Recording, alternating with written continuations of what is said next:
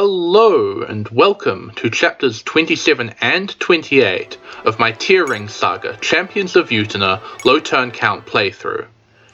In these chapters we are going back to Holmes's army, but he has quite a long walk in order to get to where we're going to be doing the battles, so there are a couple of things that we're going to be doing along the way. The first thing that happens is a brief cutscene in which we lose Katri, but in exchange we get Shigen back, and that means that we don't have to use the Dark Ruin on him after all. Shigen is now replacing Katri as the second game over condition for Holmes's army, so we're going to have to be quite a bit more careful with him now than I was before.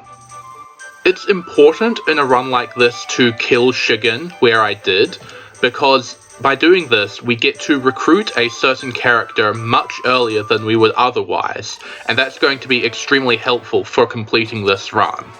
But we'll come back to her because we are now reaching the City of Blood. This is the last time we're going to be buying skills in Blood, and we're only going to be picking up 2. Firstly, Lyria needs to get the Urbanite skill in order to keep up with Holmes in a later map. And secondly, we are giving Tom the Slayer skill. Now, I've mentioned Slayer in passing before, but I haven't described what it does. So what it does is that, when fighting an enemy monster, the user gains 20 to hit, avoid, and critical. And if you've been paying attention to how I talk about Tom, it should be obvious that that plus 20 crit is what we're really getting this skill on him for. So now we are moving on to the next cutscene, which takes place in the town of Okus. This involves the character who kidnapped Plum way back when, and there are 2 versions of the cutscene that we're going to go through, one of which involves Junie, and the other of which involves Lyria. We need to make sure that the scene with Lyria is the one that happens here, in order to raise her support with Atrom. Since Junie is always given the first opportunity, we need to refuse her version of the cutscene in order to do this. And the reason that this is important is that a unit's support bonus with Lyria actually increases the chance that she will refresh them when she uses her Sing skill. In this case, it's only an extra 2%, but this comes at absolutely no cost, so it's completely worth it. Atrom has a key role in an upcoming map, and in the absence of Plum, we want Lyria to have as good a chance as possible of refreshing him for that. We've now walked around half the map and reached the southern seas back near the island of Welt. It's now time for Holmes and his gang to do what they do best on the upcoming sea maps. So, with that all done, let's now talk about the new unit that Shigen brought along. Her name is Sierra, and she is a witch, and just like the enemy witches, she has the warp skill, which allows her to teleport anywhere she likes on the map before moving and taking her actions. As you can imagine, this makes Sierra an immensely useful unit for the remainder of the game, and it's key to recruit her now, because otherwise she is stuck on a route where she is much less useful later on. In addition to the warp skill, Sierra is the only playable unit in the game with access to dark magic, and that means that she has the powerful Nosferatu tome pretty much all to herself. She also has sufficient mastery to use the Sylphid tome at base, and that is going to end up being her main form of offense for the remainder of the run. All in all, Sierra is probably the second most influential unit for the entire rest of the game. So now let's move on to talking about the map.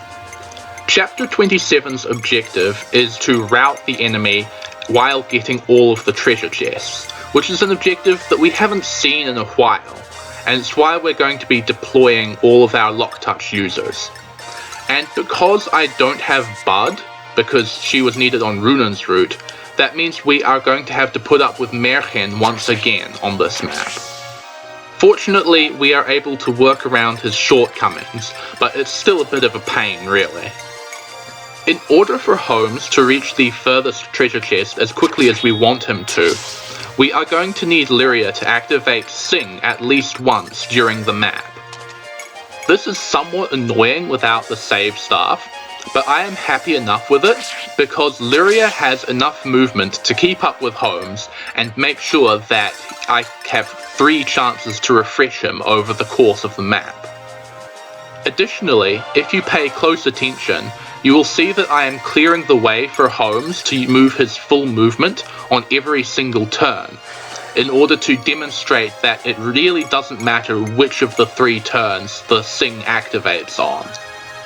This chapter is the main reason why I ground up Lyria's singing to 50 uses for the extra +2 activation rate, as well as getting her level up for the extra range required to keep Holmes in range. While most of my units are supporting Holmes on the left, we can see that I have Samson in his promoted state, facing off against the enemies on the right-hand side of the map.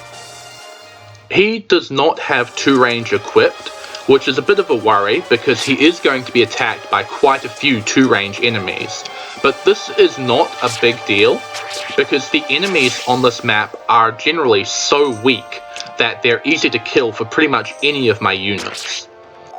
Because of this, I have plenty of force to finish off the enemy 2 range on the subsequent player phase, even though it looks like a bunch of unpromoted scrubs over there. In fact, these enemies are such scrubs that I am completely comfortable leaving Martel in range of an enemy archer, while she is also in range of Merchen's mug skill.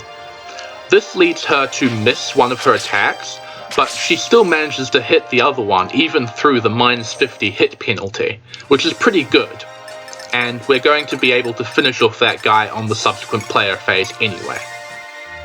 Martel and Sierra are now going to demonstrate the twin powers of flight and warping as they clear out as many of the remaining enemies on the left-hand side of the map as they can get their hands on. Sierra in particular wants to get as many kills as she can, so she is going to be doing some Nosferatu tanking on this upcoming turn. She needs to reach a specific speed threshold later on in the game, and more magic on her is also always welcome. And that goes along with the stat boosters that she is carrying and going to use at some point. Merchen can only afford to lose 1 point of movement over the course of this map, which he lost on turn 1, and that means that he has to use his full movement on this turn. That would make it somewhat troublesome to finish off the archer who attacked Martel, but thankfully Merchen moving away from Tom means we can use the arrow spate to finish that guy off without being in mug range. And with that, the main part of the boat is now completely clear of enemies, and only the boss and a couple of flunkies remain to deal with. That means that most of the chests are now exposed for us to take, so let's talk about the items that are in them. The most important one of these 3 items is the only arbalest that I'm going to be getting during the game. If you'll remember, the arbalest has 2 to 4 range, which makes it pretty good, but its low might is a problem for me, and I'm not actually going to use it at all. The other chests contain a physics staff, which is always nice, and a steel shield, which is handy, and then the one beneath the boss contains an occult book.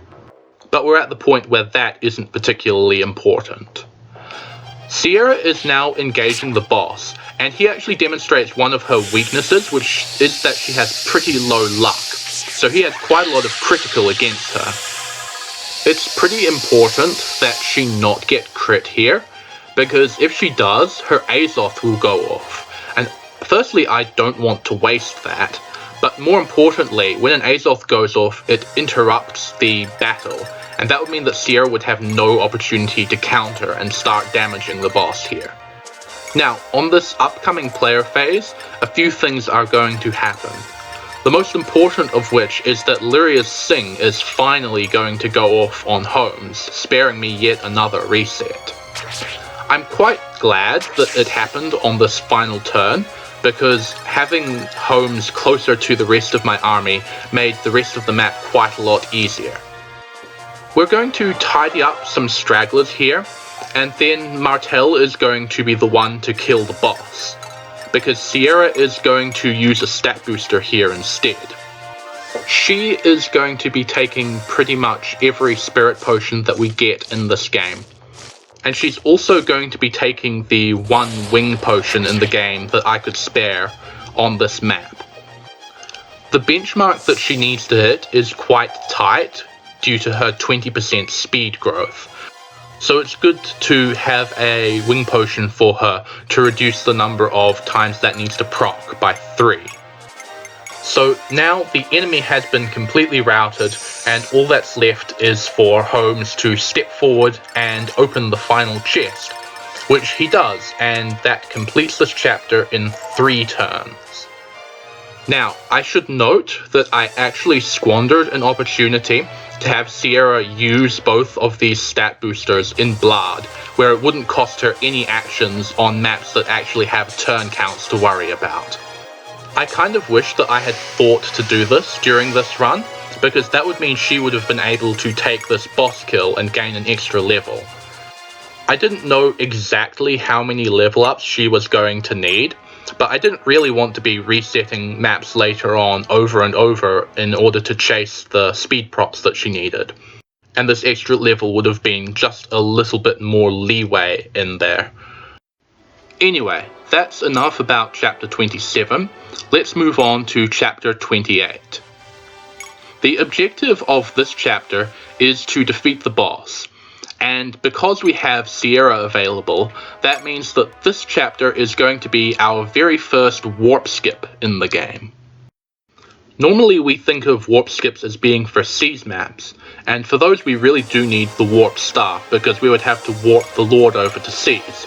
But thankfully this time around, Holmes does not need to get involved at all. What does complicate matters a bit is that the boss is incredibly bulky, so we need a little bit of chip damage on him before Sierra is able to kill him with Sylphid. In the previous run I did of this game, I used Plum to dance Martel up to provide that chip damage, but obviously I don't really want to rely on Lyria's singing here, so we're going to have to find an alternative strategy. And that strategy is going to be using Lyria to empower Tom rather than singing for anyone.